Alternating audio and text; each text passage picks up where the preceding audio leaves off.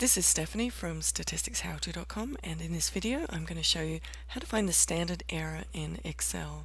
The standard error is basically an approximation for the standard deviation. The formula for the standard error is the standard deviation divided by the square root of the number of items in the data set. There isn't a formula in Excel to calculate the standard error, but you can calculate the standard error using the Data Analysis Toolpack. So click the Data tab. Click Data Analysis.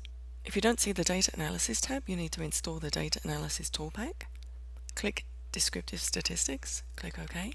My input range. I'm going to select my data set. It's grouped by columns. I have two data sets, set A in column A and set B in column B. And the labels in first row box is checked because I do have column headers here and here. My output range. I'm going to select an area just over to the right here and make sure the summary statistics box is checked. That's what's going to give us the standard error. Click OK.